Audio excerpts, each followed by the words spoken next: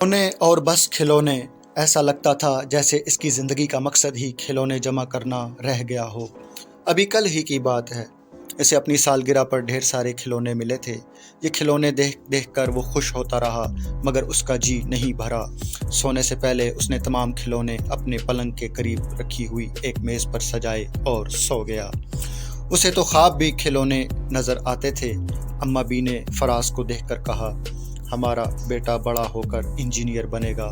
فراز کے ابو نے سوتے ہوئے فراز کی پیشانی پر پیار کرتے ہوئے کہا، فراز زبیری کا اکلوتا بیٹا تھا۔ اس کی ایک ننھی سی بہن تھی ماریا، مگر ماریا ابھی بہت چھوٹی تھی، اتنی چھوٹی کہ اسے ابھی غو گھاں کرنے کے علاوہ کچھ نہ آتا تھا۔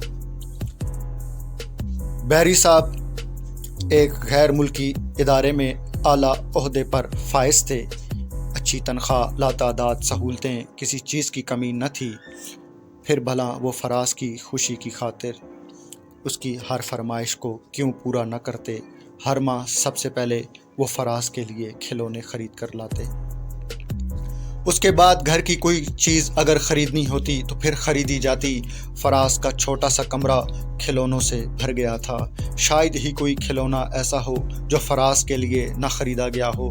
اسکول میں فراز کا سب سے اچھا دوست دانش تھا۔ ان دونوں کی دوستی ضرب المثل بن گئی تھی۔ عین ممکن ہے اس دوستی کی وجہ کھلونے ہوں۔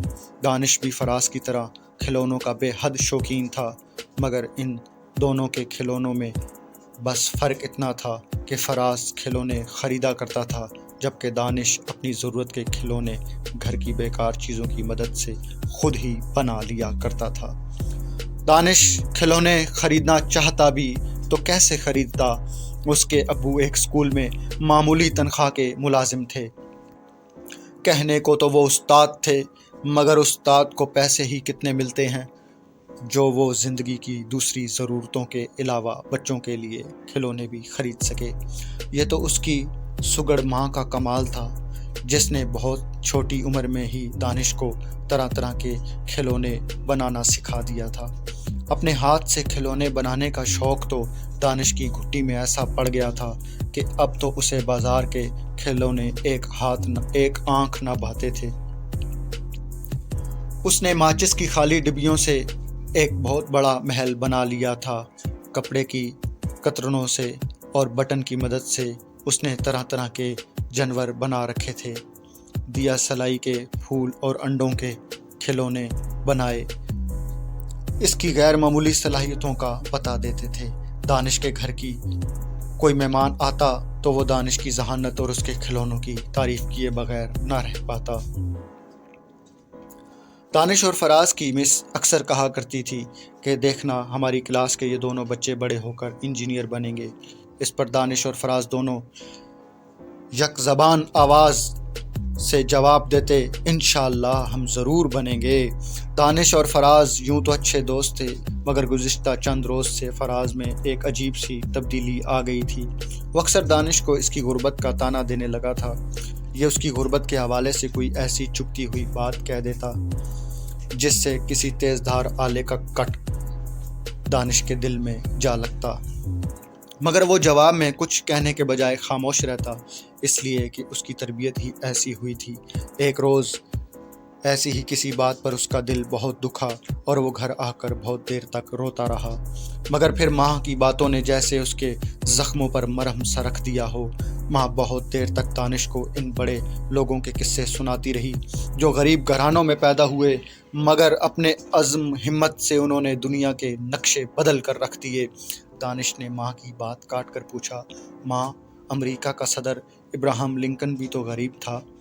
ہاں، وہ تو بہت غریب تھا، ہم سے بھی کہیں زیادہ غریب۔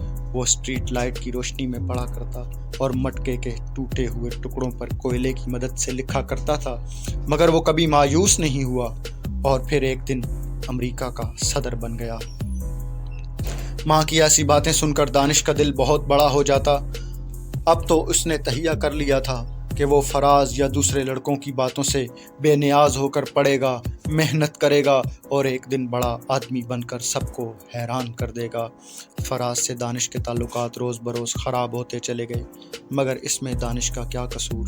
خود فراز کی عادتیں ہی اسی طرح تھیں کہ لا محالہ یہ تعلقات تو خراب ہونا ہی تھے۔ فراز پڑھنے لکھنے میں ایسا برا نہ تھا، بس یہ روپے پیسے کا کھیل اس کے دماغ میں آ بسا کہ کسی طرح غریب کو تو وہ خاطر میں ہی نہ لاتا، خصوصاً دانش تو آئے دن اس کی تلخ اور زہریلی باتوں کا نشانہ بنتا، مگر اس کے باوجود خاموش رہتا۔ دانش اور فراز دونوں اب ہائی اسکول کی 8ویں جماعت پاس کر چکے تھے، مگر ان کی کشیدگی میں ذرا برابر فرق نہ آیا تھا، بلکہ یہ اس وقت اور زیادہ شدت اختیار کر گئی جب ایک غیر ملکی ثقافتی مرکز کے زیر اہتمام بچوں کی بنائی ہوئی چیزوں کی نمائش میں دانش اور فراز دونوں کی چیزیں رکھی گئیں، مگر فراز کے کھلونے کوئی انعام حاصل نہ کر سکے، جبکہ دانش کی بنائی ہوئی چیزیں اول قرار دی گئیں۔ فراز کی موجودگی میں نہ صرف دانش کے لیے اول انعام کا اعلان ہوا، بلکہ مہمان خصوصی نے تالیوں کے شور میں اس کے سینے پر گولڈ میڈل سجایا، اور دیکھتے ہی دیکھتے اخبار کے رپورٹرز اور فوٹوگرافرز کا جمع غفیر ان کے گرد جمع ہو گیا۔ فراز کے سامنے دانش کی اس غیر معمولی پذیرائی نے تو جلتی پر تیل کا کام کیا، اور فراز کی مخالفت اب مخالفت کے بجائے نفرت اور دشمنی کی شکل اختیار کر گئی۔ فراز دانش کو ایذا پہنچانے کا کوئی موقع ہاتھ سے جانے نہ دینا چاہتا تھا، مگر دانش اب ایسی باتوں کا عادی ہو گیا تھا، وہ سنی انسنی کر دیتا اور اپنے کام سے کام رکھتا۔ دانش کا خیال تھا کہ شاید اسکول کے بعد کالج میں ان دونوں کا ساتھ نہ رہے، اس طرح کالج میں جا کر اس بدتمیز لڑکے سے نجات مل جائے گی، مگر کالج میں انٹر کرنے کے بعد جب دانش کا داخلہ انجینئرنگ یونیورسٹی میں ہوا تو وہاں فراز بھی موجود تھا۔ حیرت کی بات تو یہ تھی کہ یونیورسٹی میں ان دونوں کا داخلہ الیکٹریکل کے شعبے میں ہوا تھا، اور یہ ایک ہی کلاس روم میں بیٹھا کرتے تھے۔ اذیت کے 4 سال مزید گزارنا ہوں گے، اس تصور ہی سے دانش کا کانپ جاتا تھا۔ یوں ہی اب فراز اسکول والا فراز تو نہیں تھا، اس کے گرد آوارہ لڑکوں کا ایک گروہ ہر وقت موجود رہتا، اور فراز اپنے گمراہ دوستوں کو اپنی اصل قوت سمجھ کر مزید سرکش ہو جاتا۔ دانش نے بار بار کوشش بھی کی کہ کسی طرح فراز سے اس کی صلح ہو جائے تاکہ یہ دیرینہ دشمنی ختم ہو اور دانش سکون سے انجینئرنگ کی تعلیم مکمل کر سکے، مگر فراز تو کسی ضدی بچے کی طرح اپنی ہٹ درمی پر قائم رہا۔ ایسا لگتا تھا جیسے دانش کو تنگ کرتے رہنے کی اس کا زندگی کا مقصد ہے۔ انجینئرنگ کے دوسرے سال تک پہنچتے پہنچتے دانش اپنی ذہانت کے باعث بہت سی ایسی چیزیں بنا چکا تھا جو یونیورسٹی اور محلے کے لوگوں کو اس کا گرویدہ بنا چکی تھی۔ کم وولٹیج سے چلنے والے پنکھے، پانی بھرنے کے لیے خود بخود چلنے اور بند ہونے والی موٹر، چوری کے ممکنہ خطرات کو بھانپنے والا سائرن، اور تار کے بغیر 1 انچ کا چھوٹا سا مگر طاقتور اینٹینا، اس کی ایسی ایجادیں تھیں جس پر وہ اور اس کے گھر والے فخر محسوس کرتے تھے۔ فراز کھلونے کھیلنے والا بچہ نہیں رہا تھا، وہ بڑا ہو چکا تھا، مگر اس کے مشاغل بڑے عجیب و غریب ہو گئے تھے۔ دن بھر ڈرائیونگ کرنا اور پیسے اڑانا اس کا محبوب مشغلہ تھا۔ غریب لڑکوں سے نفرت کا اظہار کر کے نہ جانے کیوں اسے راحت سی محسوس ہوتی تھی۔ اپنی ان تمام خامیوں کے باوجود حیرت کی بات یہ تھی کہ اس کے رزلٹ اب بھی اچھے آ رہے تھے۔ دانش ایک روز اپنی سائیکل میں چھوٹا سا انجن فٹ کر کے یونیورسٹی لایا تو اس کی یہ عجیب و غریب سائیکل سب نے شوق سے دیکھی اور تعریف کی، مگر یہ سائیکل فراز کو ایک آنکھ نہ بھائی۔ یونیورسٹی سے واپسی پر فراز نے اپنی تیز رفتار کار سے دانش کی سائیکل کو ایسی ٹکر ماری کہ سائیکل تو تباہ ہو گئی، مگر خود دانش بھی کئی ہفتے بستر سے نہ اٹھ سکا۔ وہ تو شکر ہوا کہ بات خراشوں اور چند زخموں تک محدود رہی، خدا نخواستہ ہاتھ پاؤں ٹوٹ جاتا تو عمر بھر کی معذوری ہو سکتی تھی۔ اس بات پر یونیورسٹی میں واویلا مچ گیا۔ کچھ دنوں تک یہ بات بھی پرانی ہو گئی۔ دانش اور اس کی امی صبر کے گھونٹ پی کر رہ گئے۔ کچھ کرتے بھی تو کیا کرتے؟ خدا خدا کر کے انجینئرنگ کے 4 سال مکمل ہوئے۔ سالانہ امتحان دیتے ہوئے دانش کو دوہری خوشی ہو رہی تھی۔ ایک خوشی اس کی تھی کہ اس کی تیاری اچھی تھی اور وہ یقیناً پہلی پوزیشن حاصل کر لے گا، اور شاید اس سے بھی بڑی خوشی فراز کی دشمنی سے نجات حاصل ہو جائے گی۔ سچ مچ یہ خوشی تو بہت بڑی تھی۔ امتحان ختم ہو گئے، صرف وائوا باقی تھا۔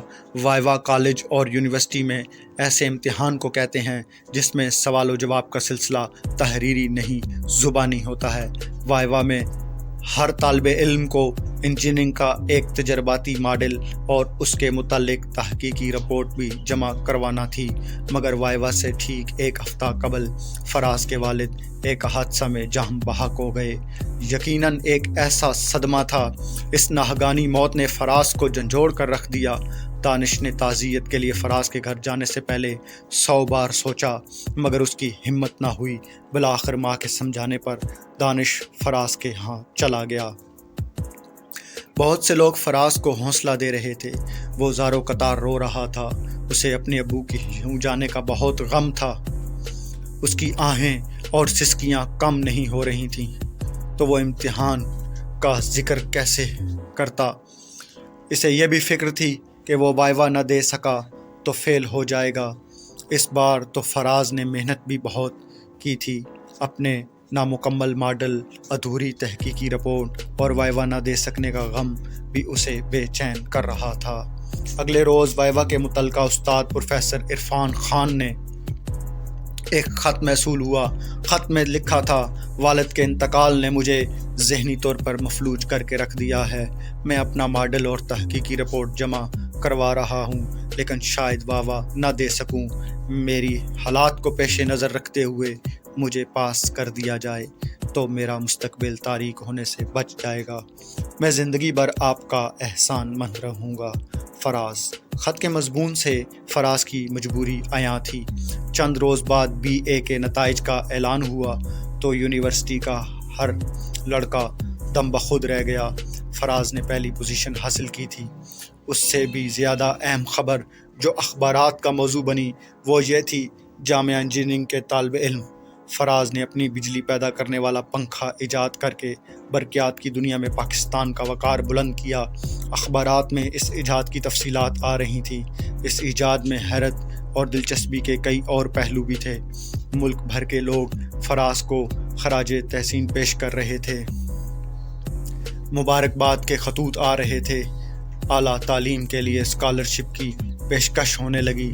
چند روز بعد یونیورسٹی کے ایڈیٹوریم میں ایک تقریب کا انعقاد ہوا جس میں فراز کو گولڈ میڈل دیا جانا تھا۔ اس تقریب میں صوبے کے گورنر، یونیورسٹی کے چانسلر اور کافی مہمان شامل تھے۔ تقریب کا آغاز ہوا تو فراز کو اس کی اہم ایجاد کے بارے میں اظہار خیال کی دعوت دی گئی۔ فراز نے مائک پر آ کر بولنا شروع کیا تو ہر آنکھ اسے رشک سے دیکھ رہی تھی۔ محترم مہمان گرامی، اساتذہ کرام اور میرے عزیز دوستوں، میں آپ کی محبتوں پر آپ کا شکر گزار ہوں، مگر شاید یہ بات نہیں جانتے کہ میں نے اپنی پہلی پوزیشن کس طرح حاصل کی۔ اپنے ابو کے انتقال کے بعد میری ذہنی حالت اچھی نہیں تھی۔ میں اپنے پروجیکٹ مکمل نہ کر سکا۔ یونیورسٹی کے ایک طالب علم نے مجھے بتائے بغیر میرا پروجیکٹ مکمل کیا اور اس پروجیکٹ کو میرے نام سے جمع کروا کر میرا مستقبل بچا لیا۔ یہ طالب علم وہی ہے جسے میں نے برسوں ذہنی اذیت دی اور اسے نیچا دکھانے کی کوشش کرتا رہا۔ میرے پورے حال کو جیسے سانپ سونگھ گیا ہو۔ ہر شخص اس طالب علم کا نام جاننا چاہتا تھا۔ میرا وہ محسن، دانش، وہ عظیم انسان، وہ بڑا آدمی۔ صدر محترم، میں آپ سے گزارش کروں گا جو گولڈ میڈل مجھے دیا جانے والا ہے وہ دانش کے گلے میں ڈال دیا جائے۔ اس کا اصل حقدار وہی ہے۔ پورا حال تالیوں سے گونج اٹھا۔ چند لمحوں بعد ہزاروں آنکھوں نے دیکھا کہ فراز اور دانش بھیگی ہوئی پلکوں سے بغل گیر ہو گئے۔ پیارے بچوں، سچا دوست وہی ہوتا ہے جو برے وقت میں اپنے دوست کے کام آئے اور مشکل وقت سے باہر نکالے، ہر طرح سے اس کی